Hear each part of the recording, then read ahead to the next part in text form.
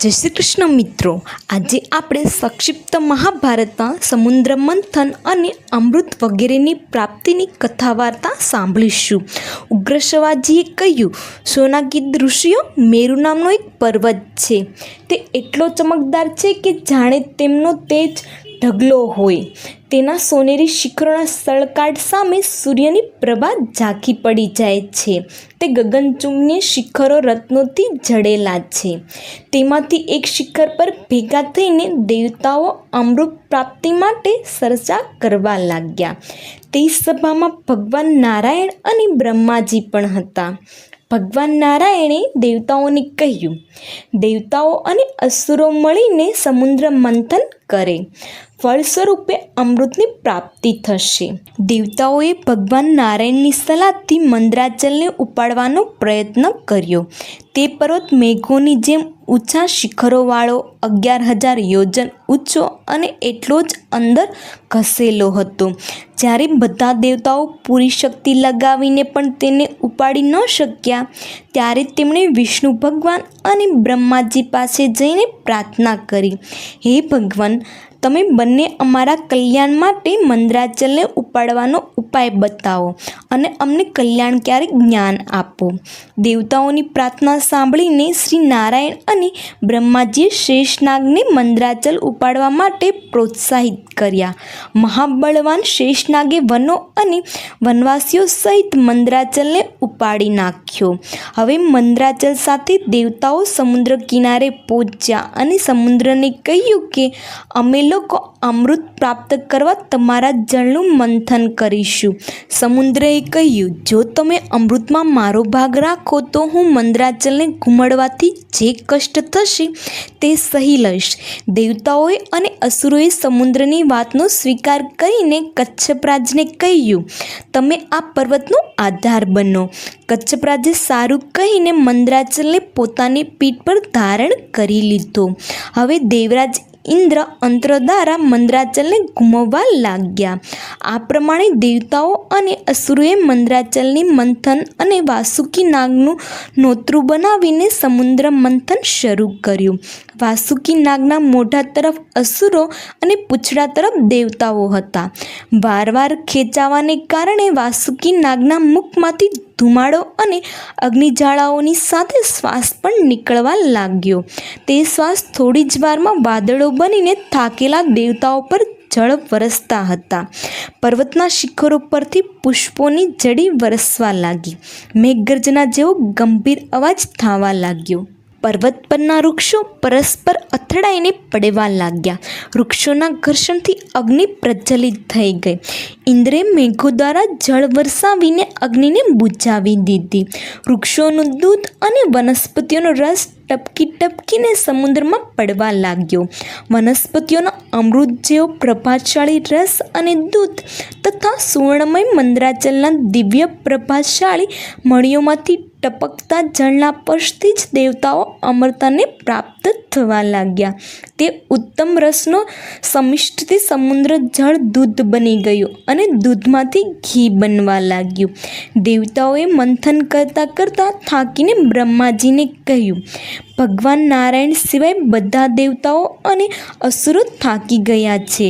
સમુદ્ર મંથન કરતાં કરતાં એટલો સમય વીતી ગયો, પરંતુ હજી સુધી અમૃત નથી નીકળ્યું. બ્રહ્માજીએ ભગવાન વિષ્ણુને કહ્યું, ભગવાન, તમે આમને બળ આપો.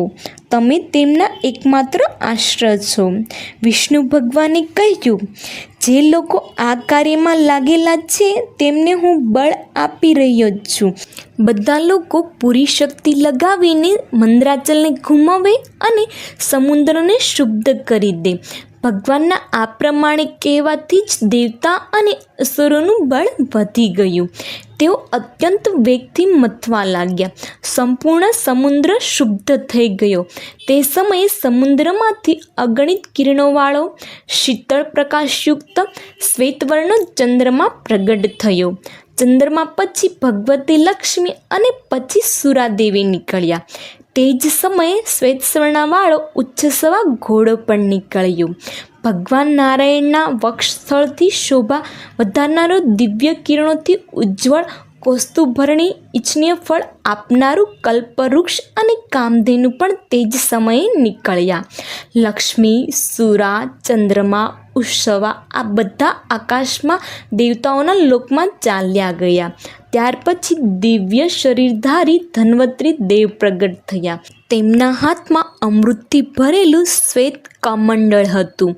આ અદ્ભુત ચમત્કાર જોઈને દાનવો આ અમારું છે એવી બૂમો પાડવા લાગ્યા. ત્યાર પછી 4 શ્વેત દાંતોથી યુક્ત વિશાળ એરાવત હાથી નીકળ્યો. તે ઇન્દ્રએ રાખી લીધો.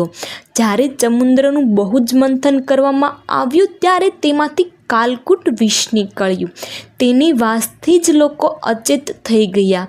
બ્રહ્માજીની પ્રાર્થનાથી ભગવાન શંકરે તેને પોતાના કંઠમાં ધારણ કરી લીધું. ત્યારથી તેઓ નીલકંઠ નામથી પ્રસિદ્ધ થયા. આ બધું જોઈને દાનવોની આશા નષ્ટ થઈ ગઈ. અમૃત અને લક્ષ્મી માટે તેમનામાં બહુ જ વેર વિરોધ અને ફાટફૂટ પડી ગઈ. તે જ સમયે ભગવાન વિષ્ણુએ મોહિની રૂપ એટલે કે સુંદર સ્ત્રીનું રૂપ ધારણ કરીને દાનવો પાસે આવ્યા. મૂઢ દાનવોને ભગવાનની માયાને જાણ વિના મોહિની રૂપ ધારી ભગવાને અમૃતનું પાત્ર આપી દીધું. તે સમયે તે બધા મોહિની રૂપ જોઈને પરવશ થઈ ગયા હતા. આ પ્રમાણે વિષ્ણુ ભગવાને મોહિની રૂપ ધારણ કરીને દૈત્યો અને દાનવો પાસેથી અમૃત છીનવી લીધું અને દેવતાઓને તેમની પાસે જઈને તે પી લીધું. તે સમયે રાહુ દાનવ પર દેવતાઓનું રૂપ ધારણ કરીને અમૃત પીવા લાગ્યો. હજી અમૃત તેના કંઠ સુધી જ પહોંચ્યું હતું ત્યાં તો ચંદ્રમા અને સૂર્ય તેનો ભેદ બતાવી દીધો. ભગવાન વિષ્ણુએ તરત જ પોતાના ચક્રથી તેનું મસ્તક છેદી નાખ્યું. રાહુનું પર્વતના શિખર જેવું માથું આકાશમાં જઈને ગર્જના કરવા લાગ્યું અને તેનું ધડ પૃથ્વી પર રહીને બધાને કપાવતું રહીને તડફડવા લાગ્યું. ત્યારથી રાહુ સાથે સૂર્ય અને ચંદ્રની શત્રુતા સ્થાપિત થઈ ગઈ. વિષ્ણુ ભગવાને અમૃત પીવડાવ્યા પછી પોતાની મોહિની રૂપ અદૃશ્ય કરી લીધું અને તેઓ નાના પ્રકારના ભયંકર અસ્ત્ર શસ્ત્રોથી અસુરોને ભયભીત કરવા લાગ્યા અને ત્યાં જ ખારા સમુદ્ર કિનારે દેવતા અને અસુરોનું ભયંકર યુદ્ધ શરૂ થઈ ગયું. વિવિધ પ્રકારના અસ્ત્ર શસ્ત્રોથી વૃષ્ટિ થવા લાગી. ભગવાનના ચક્રથી ચેદાઈને કોઈ અસુર લોહી ઓકવા લાગ્યા તો કોઈ દેવતાઓના ખંડક શક્તિ અને ગદાથી ઘાયલ થઈને ધરતી પર આળોટવા લાગ્યા. ચારે બાજુથી મારો, કાપો, દોડો, પાડી દો, પીછો કરો જેવા અવાજો સંભળાતા હતા. આ પ્રમાણે ભયંકર યુદ્ધ ચાલી જ રહ્યું હતું. ત્યાં જ ભગવાન વિષ્ણુના રૂપ નર અને નારાયણ યુદ્ધભૂમિમાં જોવા મળ્યા. નરનું દિવ્ય ધનુષ જોઈને નારાયણે પોતાનું ચક્રનું સ્મરણ કર્યું અને તે જ સમયે સૂર્ય જેવું તેજસ્વી ગોળાકાર ચક્ર આકાશ માર્ગથી ત્યાં આવી પહોંચ્યું. ભગવાન નારાયણના ચલાવવાથી તે ચક્ર શત્રુ સેનામાં ફરીને કાળાગ્નિ જેવા હજારો અસુરોને સંહાર કરવા લાગ્યું. અસુરો પણ આકાશમાં ઉડીને દેવતાઓ પર પર્વતોની વૃષ્ટિ કરી તેમને ઘાયલ કરતા હતા. તે વખતે દેવશિમરણી નરે પોતાના બાણો વડે પર્વતના શિખરોને કાપીને આકાશમાં પાથરી દીધા અને સુદર્શન ચક્ર ઘાસની જેમ દૈત્યોને કાપવા લાગ્યું. આનાથી ભયભીત થઈને અસુરો પૃથ્વી અને સમુદ્રમાં સંતાઈ ગયા. દેવતાઓનો વિજય થયો. મંદરાચલને સન્માનપૂર્વક અસ્થાને પહોંચાડી દીધો. બધા પોતપોતાના સ્થાને ચાલ્યા ગયા. દેવતા અને ઇન્દ્ર ખૂબ જ આનંદથી સુરક્ષિત રાખવા માટે અમૃત ભગવાનને નરને આપી દીધું. આ જ સમુદ્ર મંથનની કથા હતી.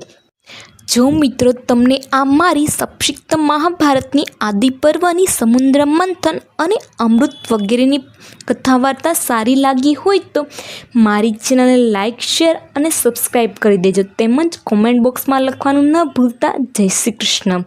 ધન્યવાદ.